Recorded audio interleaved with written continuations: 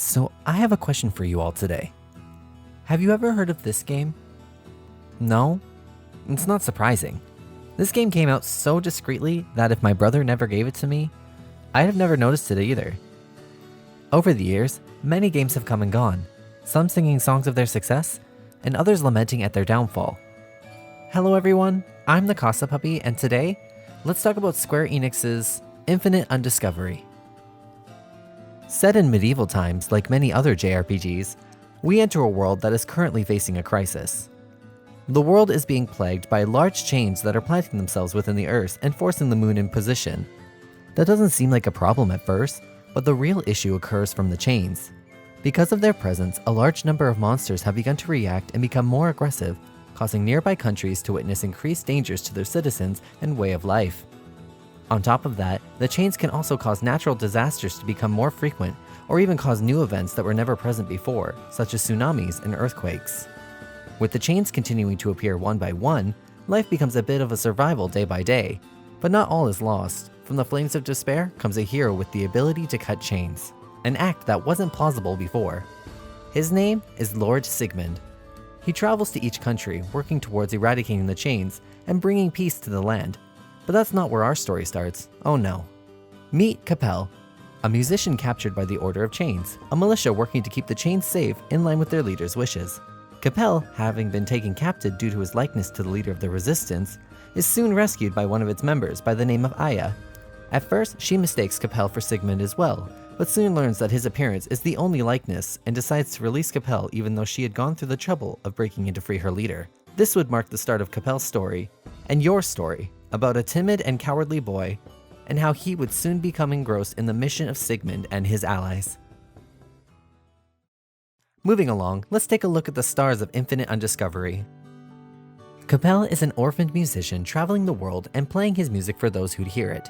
He is quickly caught up in the strife of the chains when the Order takes him captive for bearing Sigmund's likeness. After being saved, we learn that Capel is a coward, quick to run away when given the chance, and despises fighting. He finds conflict to be foolish, and his personality clashes very easily with many others. He's quite selfish, and this causes many around him to distrust him. Sigmund is the leader of the resistance that works towards taking out the chains and snaring the moon and world together. He's very serious, reliable, and focused. He believes everyone has a role to play in the world and works towards bettering the future for everyone. He's your typical hero type, but not without flaws. A few instances show that casual conversation is not his strong suit, and it gives us a sense of realism in his character. And lastly, we have Aya.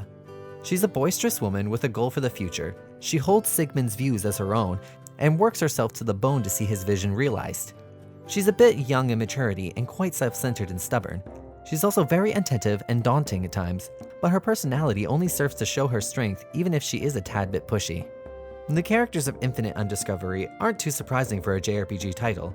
Most of the character types are ones you see nowadays, and some of their interactions are quite awkward, but I wouldn't say they don't work for this title. Moving along, we move over to the heart of the video game, the gameplay. Infinite Undiscovery uses a free roam style for its gameplay, so traversing and battle are all transitioned together, making the game very fluid as you progress from point to point. The way it works is you unsheath to fight or remain sheathed to run faster and continue past any enemy encounters. When fighting, you use the A button to do normal attacks, and at the end of any normal combos, you can hit B for a finisher, which changes depending where in your combo you use it. You can also acquire abilities that uses MP in return and deals out stronger attacks. Everything you do is in real time, and that also includes using items. The game also gives you the Y button to ask your party members to heal, but if you want to use specific items, that may be a bit more troublesome, so it's best to find a safe spot and use items, since the battle will continue when you open the menu.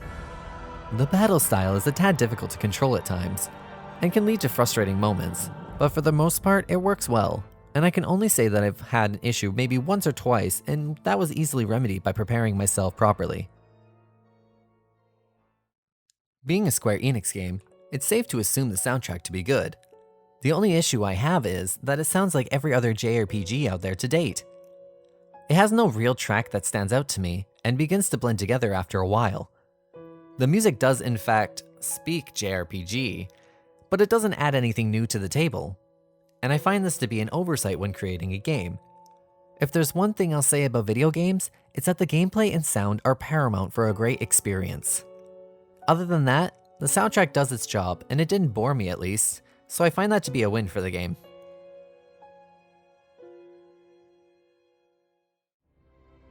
Now that we've talked about the main parts of Infinite Undiscovery, let's go over its faults.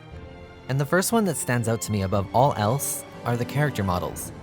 I will say this time and again, I do not like ragdoll models. They make the characters look too animated, like they have a nervous twitch all the time. It's fine to have them move a little bit, but if they need to move their entire bodies every couple seconds, it makes the entire scene look extremely fake and makes it hard to take it seriously. Another issue I've seen in this title has to do with combat.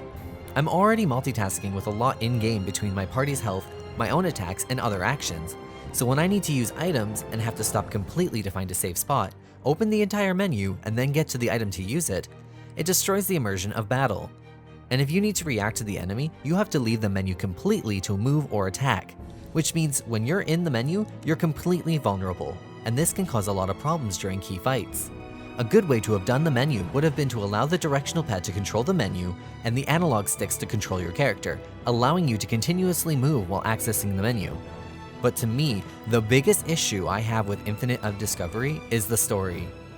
Even though it tells this grand tale, there are times where I feel like the story doesn't even know what's going on.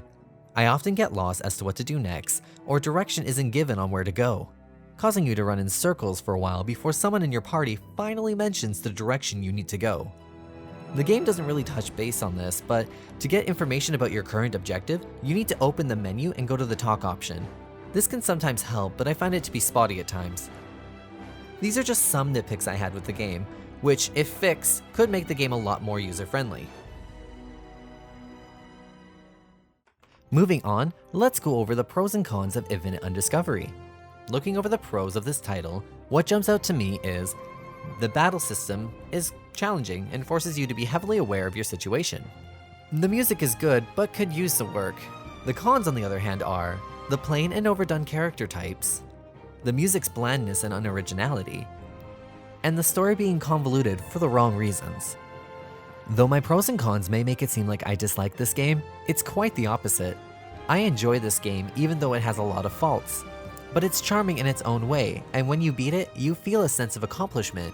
And at the end of the day, that's what a game is supposed to do. So even with its flaws, Infinite Undiscovery is still a game I would recommend to you if you have the time for it. But if not, another game I would recommend to you would be any of the Tales of series, but more so Tales of the Abyss, Vesperia, or even Xillia. The action-style battle systems coupled with an easy-to-follow but good storyline makes these games worth your time.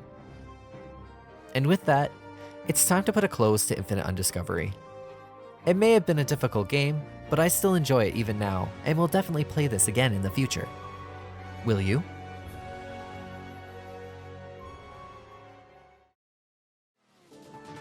Hey everyone, I'm TheKasaPuppy, and thanks for watching. If you like this review, please like and subscribe to my channel, or even check out some of my older reviews.